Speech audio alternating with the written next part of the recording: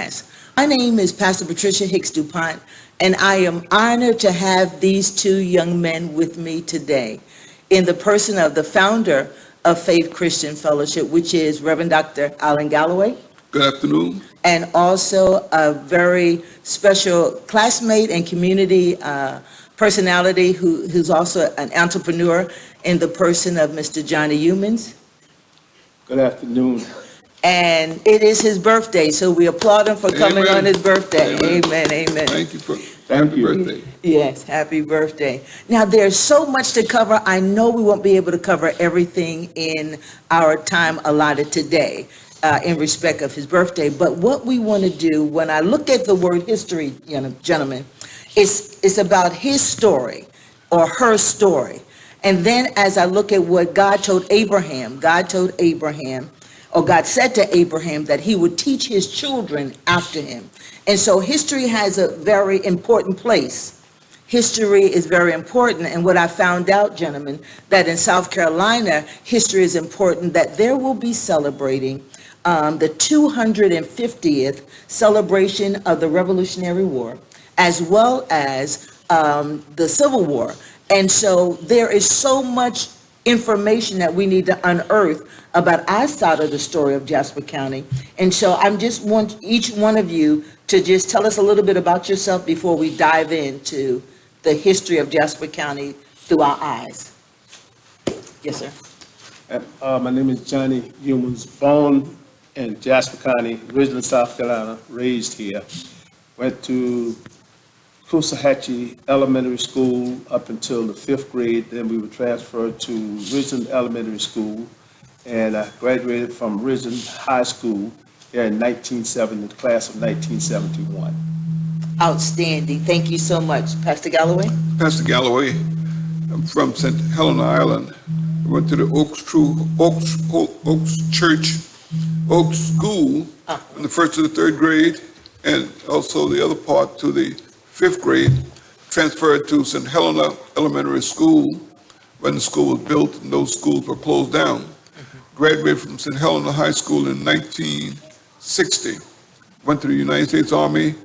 After the stint in the Army, went to American Academy of Funeral Service in New York, and a lot of other courses from other colleges that I've taken over the years.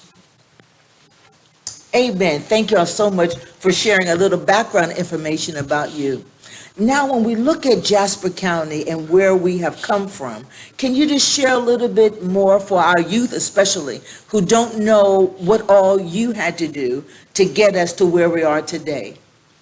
Either one of you who want to start. Well, I moved here about 21 years ago. This year is 2022. And to become the pastor of the First UR Baptist Church. And when I got here, I understand they were trying to get the bond referendum passed for the school, which had failed twice. And with the majority of the students were minorities, blacks, majority of the school board was black, and it failed twice. So Reverend Gregory and I decided that we would take on the challenge after he asked me to help him to try to get the bond referendum passed, and ultimately it was passed. And we had an opportunity to get new schools for the students of Jasper County and families of Jasper County. Thank you so much. What about you?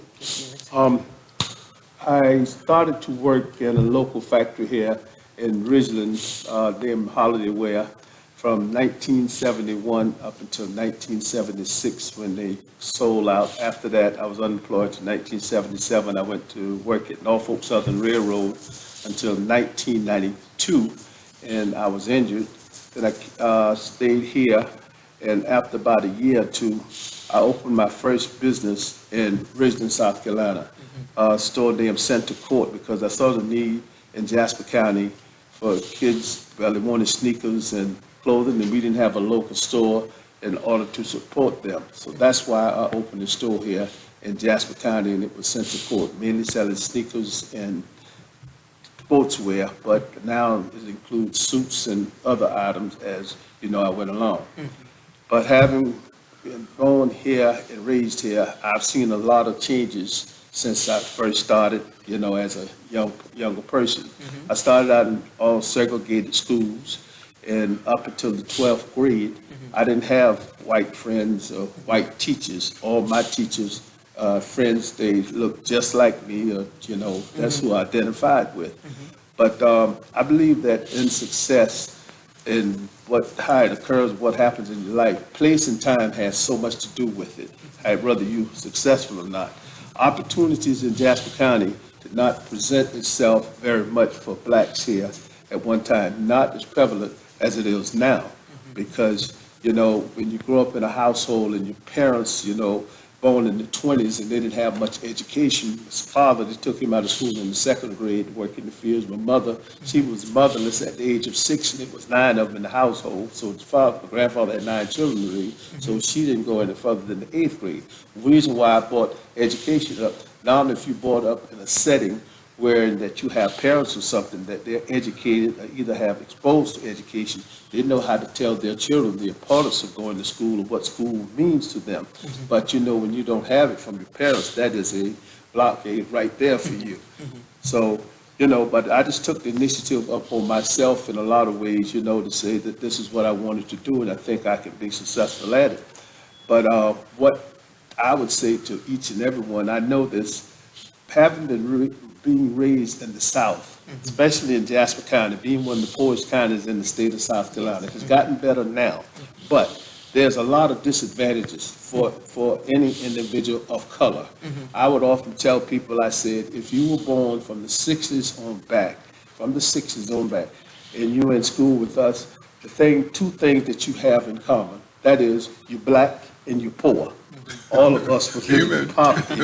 One didn't say nothing to the other. I mean, that's just the way it was, because you were born and raised in poverty, and poverty has so many disadvantages when you're born and raised in poverty. Then you don't get the exposure here.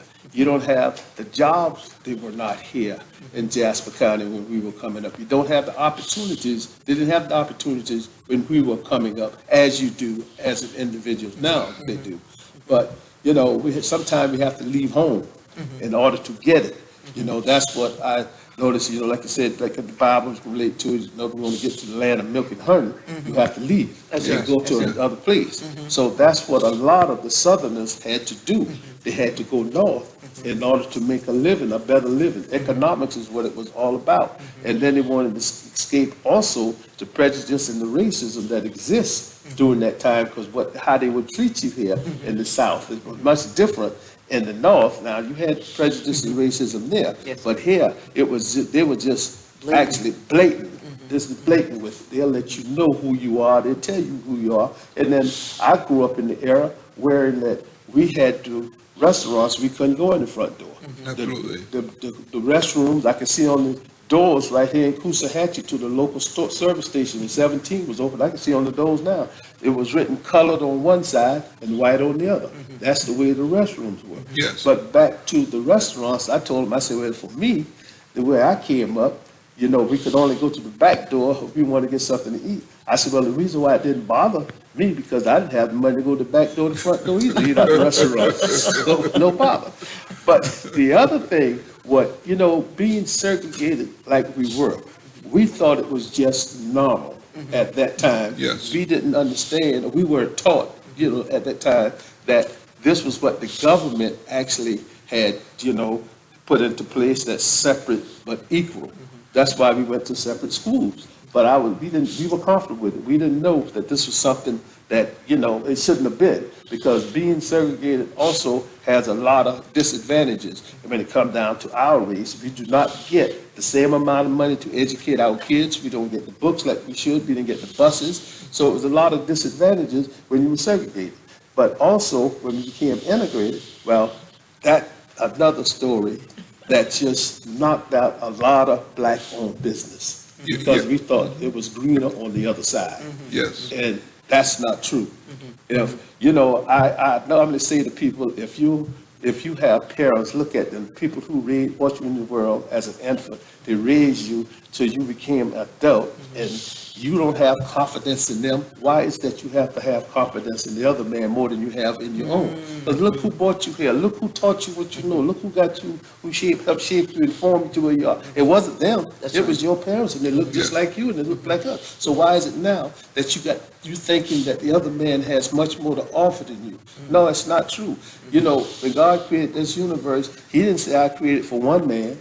He didn't say just one man, one color. It was for all races, you know what I mean? So we have to understand that we have access to everything just like everybody else, but there were a lot of roadblocks and things put in our way to impede our progress. And we still have a ways to go, but still yet we have overcome a lot. And gentlemen, I really appreciate your side of the story, because so many young people and even some older adults, we kind of like forgot, and we don't ever want to forget our history, because that is our foundation on which we can build. If you know your foundation, if it's a good foundation, then that means that the building that you put on that foundation, it will succeed, it will last. I can remember back in the day, I'm from the North, born in the North, and that's what my parents did. My dad dropped out of high school in third grade to help his mother, him and his brother. And so he did not like somebody calling him a boy when he's a full man, and he knew he was a man. And so he was one that migrated to the North, to Philadelphia, and then sent for my mom. And that's where the 6 of us was born. And with that said, but he instilled in us, he learned early that work ethic of integrity and doing your best. And that is the story of all of our forefathers when they worked the fields. I mean, they would work and they would give their all, even though they weren't paid appropriately. But I like my grandmother's philosophy. She did the best she could with what she had, and she was very smart or witty. Yes. That she knew that she was mistreated. She knew that it wasn't fair, but she did her best because she had children and grandchildren at home to feed. And then things change and tides turn. But so many people, and now that you're in the promised land, but yet you're doing nothing. If you just dig and find out about your history, find out about your story of how you are actually on the shoulder of greatness because of all that your forefathers, great-grandparents have sacrificed to provide us and you to get where you are today. You should stand at attention and give God glory, and also give glory to your ancestors who didn't quit, who didn't give up, who didn't throw in the towel. And when they were giving scraps, they took it and they made phenomenal meals that now at the most expensive restaurants, they're serving it as a cuisine. Yes. So we are to embrace and to be proud. I'm very proud of my great-grandfather who was enslaved. But because, not that he was enslaved, I'm very grateful for how his ingenuity and how his determination, and he didn't allow his situation to dictate his future, because he sent 4 of his 5 children to Tuskegee Normal School because he was a seaman.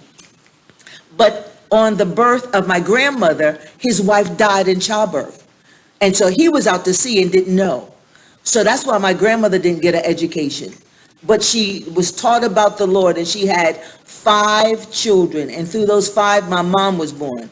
And she always prayed that her children would get an education, and my mother was able to do just that. And so it is the prayers, I believe, of our forefathers in the midst of all that was going, in the midst of racism, in the midst of hardship, in the midst of not being treated fair. And even though Jasper County wants to celebrate the Civil War and allegedly they're winning, but like I say at the Morris Center, there is a black family in the middle that they're fighting to who will get that family. Will the blue, which is the North, will they get them to be so that they can be freed? Or the gray, who wanted to keep them enslaved and treat them like animals? And so we need to know the history so that as things are changing, as money is being poured into Jasper County for history, we have to make sure that our history is made known, that people will know our side of the story of the Civil War. Union soldiers came and they had a hospital at First U-Haul Baptist Church in Old House to treat these men who came from Massachusetts. They had their families there. They could have stayed, but they felt the burden of, here, my brothers and sisters are being treated like animals, and they gave up their comfort of living, walked all the way down from Massachusetts here, and they fought. And even though it's going to be said when the friends of Honey Hill tell their side that they won, but I commend every soul that left their comfort in their home to come here to Jasper County to help us to be free. My grandmother said it like this. She said, Patricia, blood ran down here like water. And what I got from Granny's statement, it was so painful. Why talk about the specifics? What I got from that was it was blue blood and gray blood. But when the blood ran down like water, it was in a mix. It was in a mix. No, the gray blood couldn't say, no, I don't want you around me. They could not distinguish. It was just blood of people that died for a group of people life. And that group of people is us. So we need to know our history. This is only the first segment, I believe, of another one, please, a follow-up. Yes. Do you want to say anything in closing? I graduated from high school in 1960. Yes, sir. And it was a segregated school. I went to segregated school throughout. And even though we talk about it being very bad, it was very good for me as I look back, because I was a very bad boy. and the teachers really cared for me and people, children like me. They beat you, give you a note to take home, and then make sure you bring an answer back. If not, they'll come and see your parent, then you get a whipping. So I graduated in 1960, and I'm very grateful to those old teachers who were very dedicated to helping young black people, young black children. Yes, sir. And I really found out about segregation when I went to the United States Army. We were going to Norfolk, Virginia. I was in Special Forces, and we were doing the Morse code and going to meet with the Navy for joint efforts. And they stopped the Jeep to get something to eat. And there were four of us in the Jeep. And they said, yeah, 3 whites and me, being black. He said, Private Galloway, do you want us to bring something for you out of the restaurant? I could not go in the restaurant even though I was in my uniform. And I didn't feel too good about that. That's right. And so I said, no, I'm not hungry. But I really wanted something, but I was hurt. And the other thing, at Fort Benning, Georgia, when we had bunk with whites and blacks sleeping together, when I went to come home for Christmas, I was in uniform and going to the Greyhound bus station, and everyone looking at me. I thought I was very proud that I was in uniform. And when I got able to buy the ticket counter person said, can't serve you a ticket. I said, why? He said, because you colored. I said, where do I get a ticket? He said, go around the back. I went around the back, and the same guy, where all the fumes were coming in from the buses, he turned around and sold me a ticket. Other people who were with me, they snickered. And I said, how could I be in this United States Army with that kind of situation going on? And I really found out about integration and segregation during that period of time. And we came up very, very poor. And I was determined. I tried being poor, and I tried being rich or wealthy or better. And I like being better Yes, sir. than being poor. Yes, sir. So I made it my effort to be sure that I'm not going back to where we came from without no hot water, no running water, no toilet, no lights in the house, no heat and that kind of thing. So I bought a house. We had 4 fireplaces, and we put in gas furnaces and said, I'm never going to cut wood again. So that's the part of my story. Yes, sir. That's the history of where I come from. People think that I fell into money. I struggled. Yes, sir. I mean, I had a very difficult time. And we need to talk about, on another segment, how we can get some of this money that the banks have, that we have access to, but we don't know we have access to it. Call it Community Reinvestment Act. It's on every wall in the bank. Community Reinvestment Act, CRA. And you go in and ask to see the CRA officer, and they will explain to you how you can get some of this money that they have access to. Yes, sir. But Yes. we can do some of that at another time. Okay, anything else in closing? Can I say something? Yes, sir. You know, you touched on slavery a little bit. I would like to say something. Uh-huh. You know, we need to know about slavery. See, that's one thing we think, oh, slavery was in the past. That's not part of us. But slavery still has a negative impact upon our lives Absolutely. today. You know, according to Randall Robinson, he just died here a few days ago. He was with Transamerica.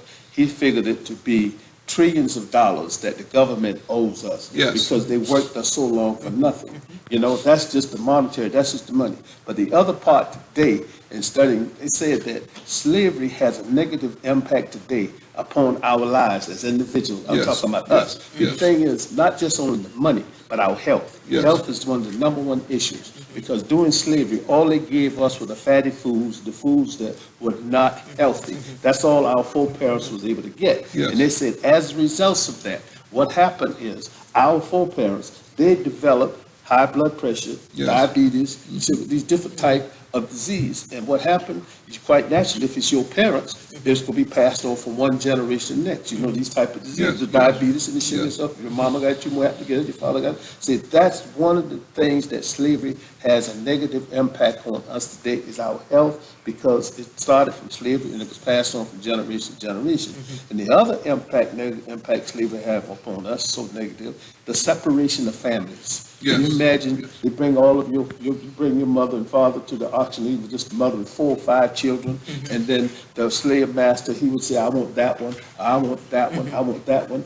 And they would go, the children are being sold, what I'm Yeah, talking about, they're yeah. auctioned off, and they're taken some places that they never see the parents again. The parents don't know where they are. Do you know what kind of stress or something that put up on a mother to lose her child she'll never see again? Because just here recently, now, you talk about the immigrants coming here. If you're looking at the news, you will see how they were separating the families at the border. And they were talking about the psychiatrist and the doctor was saying that was such a negative thing for them to do because it tears the mother apart, it tears the child apart, the father, because children are being separated from their parents. This was just recently in the Yes, sir. news Yeah. here in the United States we're talking about. But so what I'm saying, the comparison is, now we're talking about maybe a month, some 30, 60 days or something here in the United States, they were separating their children from the parents, and what kind of negative impact the doctor said that it would have upon the parent. But with us, when we were, what happened, when we were being sold,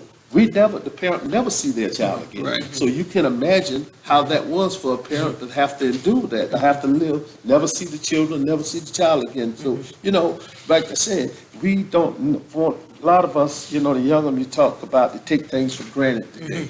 And, you know, think everything was always like it is now. They can walk around and do this and do that. Yes, They got yes. freedom and everything. But they need to know where they Absolutely. came from. Yes. Because if you don't, you're doomed to repeat it. You Yeah. repeat your past, and slavery is one thing you just can't just shove on the table, because if you're talking 1865, what, Emancipation Proclamation, Right. we're not talking 400 years ago, 300 years ago, it wasn't so long, but look at the other things that they put in place after they say slavery Yes. ended. When slavery ended, then they came up with what? Jim Crow. Jim Crow, then they came up with segregation, you know, and all these things was just to, when you have the government doing things, when the government is doing things that's trying to stop you from succeeding, that's hard to beat. And it's not like an individual next door to you saying something to you, or individual, because they had even places, houses that the government built at one time here in the United States. The government didn't allow blacks to move in. The government will not allow people Yeah. of color to move in. All of these things, the government will not allow you to have money through FHA one time to build a home. That's correct. And the government will not let blacks have it. What they would do, that was creating wealth. They would not, you buy a home, if you could have bought a home back Yes. then, you buy it, it was, you know, worth money, you know, that's creating wealth. But the government denied you all of these things. So, you know, we need to know where we are and what's going on economically. We don't put enough emphasis on economics. I see that. We don't understand the value of the dollar. No, we we don't know how long the dollar stays in our community. The dollar stays in the black community 4 to 6 hours. Yes. That's it. Dollar stays in the Asian community 32 days. Yes. The dollar stays in the Jewish community 28 days. And the Caucasian community It never leaves because they own so much and it just circulates. Yes, They yes. circulate right around.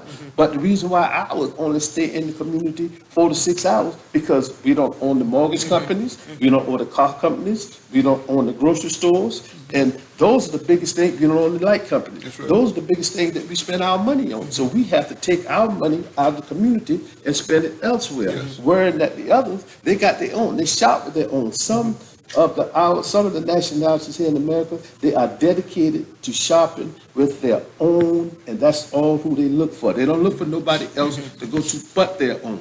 You know, that's the way that they do, but we don't understand the value of shopping with one another, because a rising tide carries all ships. That's right. That's what we have to remember. Yes. A rising tide carries all ships. So if we come together and we do something individual, you coming up with me. You're not going to be left out. But if you have to take all of your resources and spend it elsewhere, you spend it elsewhere, but not support your own, you just taking all of us down. That's Yeah. what we have to understand Yes. about the dollar. It's just Yes. not who getting the dollar. Yeah, it's who gets the dollar Yes. is making the difference. That's Yes. what make the difference. Sure. When you let somebody come in your community, all they do is set up a store, set up a shop in your store. The only time you see them is when they come there in the morning and when they leave in the evening. They come back tomorrow, you don't see them no more. You don't see them around your community. They don't live where you are. No, They don't look like you. They No. don't live where you are. They don't go to church where you go. That's right. They don't shop where you shop. But that's what we have to understand. That should say something to us right there. Yes. All of this is about economics. Yes, our forefathers, like, we named Martin Luther King and every other, Jose William, Ralph Nash, we can go down the line. They fought for civil rights Yes. and equal rights. Yes. But the thing of it is, it was economics. That's what Martin Luther King was on his journey about Yeah. that day when he got killed in Tennessee. It was about economics. Yes. The poor garbage workers down in Tennessee, the conditions that they were working in, having to go in the back of the compactors to get out of the rain and stuff. And unfortunately, some of them was crushed Yes. in the compactor, and that's why he went there. But it was about trying to overcome and better our economic conditions. That's the thing that we have to understand. It's about economics. It's not about just, well, we have the right to go here, I can go and do it. But you know how to keep us out of some of these plantations they call out, private estates that they have? You know how to keep us out? They don't have to put the gate up. This price that they have, we That's can't right. afford to buy it. That's right. So that's how to keep you out. Then you can call it what you want. You don't have the money to buy it, well, you can't go there. So we have to understand that. We have to have our own just as them. We're afraid to tell one another about race, talking about, well, you shouldn't do this. Wait a minute. It's not being racist when you giving facts about, this is what exists. Yeah. This is what you need to know, who you need to shop with and why you need to shop with one Yes. another. We're the only race, think about that, and don't do it. I mean, what I'm talking about, shop with one another, stay together. Don't get me wrong, like I would tell anybody, if it wasn't for blacks, I wouldn't have no business. Yes. I'll say that up front. Yes. But it's bad. In a town where I am, I get 1% of Caucasian business. As long as I've been here, that's it. Yes. 1% of my business is Caucasian. Now, something wrong with that picture. Yes. Something wrong with that picture. Yes, sure it is. But you see, they know the value of a dollar. Yes. They know the power of a dollar. I've read, they said Caucasians feel comfortable shopping with Caucasians. Yes. That's why they don't want to come to you. Yes. But look, we can feel confident or uncomfortable, we still go to them. That's right. Huh? That's right. Oh, but I thank you. We'll No, tell you. and I appreciate, listen, this is what we need to do. This is very important and very powerful, because if we don't talk, that's just like giving into what's going on in our life, in our community, in the state of South Carolina. The other thing I want to point out is the importance of politics, because in our history, it's shown of how we're supposed to get, 40 acres and a mule. Yes. We're supposed to get restitution. But when the new politicians who won the election, after that decree was made, they switched it. It's in the book. They switched it and they failed to give us, our forefathers, what they deserve or what they said they were to give us before they won the election. And so those kinds of things is real too, that we have to be a part of the process. Because as we're looking at how people are taking a stake in glorifying winning the Civil War, God forbid if laws will be passed that can come back again in our community. Sure. But it's all about politics. You got to be able to understand and to know and to see the handwriting on the wall and make changes now and to educate our children of what we went through. That's our history, where we are now, and what our future holds. And so we are sharing our experiences. We are sharing with you, wanting to invite you to come and share your story, wanting to invite you to realize the importance of sharing your story and to take where we are now and let's map out our future so that we don't, again, 50 years and all of us may be deceased and our grandchildren go through slavery again. So I just want to drop that question in your mind so that you can evaluate and look at your life and look at the news and look at how things are in Jasper County and South Carolina and say, I'm going to be proactive. Lastly, what came to mind is that Reverend Gregory, in his honor, where was he going when he passed? What was he trying to do? And how can we now take up that mantle and go forward? Yes, sir. The last thing that he and I talked about was the seven-member, single-member district. Okay. Because if you do not have single-member district, the majority of the majority would always win. Mm-hmm. Because there's nothing but carved out for us. Mm-hmm. They're moving Sun City, they're adding on to Sun City. They're going to take over all of the Jasper County elective offices if we don't do something about it. Mm-hmm. But if we divide it properly, then we could be better represented on the school board, on the county council, the city council, and those other political offices. But we have to have district representation. That's what he was striving to get. Okay. When he passed. Yes. Thank you so much. Anything else you want to add? No, I think Okay. All right. Yeah. So you see the importance because in our city government, there is a 5-seat. Yes. And they're not representing us. You know, they're not from our community. So if you're not a part of a certain community, you can try your best, but you can't represent that community if you don't know the people to that extent. And so here, even now, our Jasper County County Council is what, 5-member? Yes. Yeah. And so we have to you have to listen and be advocates for yourself, for the community. And one important place we can start, because there's money available, is to go ahead, Coushahatchee, all your communities, gather up, and please stop throwing away all this precious history. Gather up and have someone to share the story. We have this studio here for you.